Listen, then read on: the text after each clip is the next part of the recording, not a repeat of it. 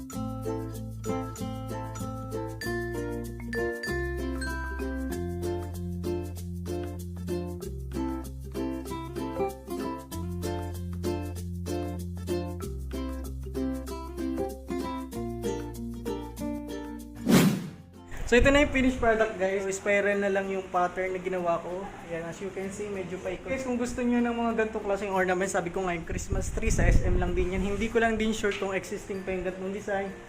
Tapos yung mga poinsettia. Ito guys yung may sequence at saka itong medyo maliit na size. Sa Divisoria yan, sa Tutuban Mall, sa New Andings. Tapos itong mga ganito din may sequence na kulay red sa New Andings. Tapos yung ribbon sa SM din yan. Tapos ito, SM din at saka itong mga balls. Yun. Tapos itong spray na berries na nasa taas ay nabili to sa Tutuban Mall sa New Andings. And then itong fern sa SM din yan. Pero ang dami na sigurong na phase out sa SM kaya yun. Pero madami namang napapalit kapag na phase out. Yung mga berries sa SM din ito. Bali ito kasi ay isang mahaba lang. Tinitouch ko lang doon sa mahabang stem. Yan. Tapos ito yung ganitong klase ng ball sa New Andings lang din sa Tutuban Mall. Tapos may mga spray pa tayo with beads. Ayan, sa SM din yan. Yung ginamit ko ditong Christmas light, 15 meters, 500 lights yon. So warm white din yung ginamit ko nga, sabi ko sa inyo. Mas mabilis bagayan kapag gagantong warm white. Especially kung gagamitin natin ay may something red and gold. Since yan na din yung nagamit namin doon sa mga nakaraang taon. So okay lang din yan kasi elegante pa rin naman tingnan. Sa tingin nyo ay nakatulong at may natutunan kayo dito sa video na to, huwag kalimutang mag-like, share, subscribe at hit the notification bell para lagi kayong updated pag naglalabas tayo ng bagong videos. This is Nathan Rakatero at maraming salamat po. Ingat, bye-bye, God bless.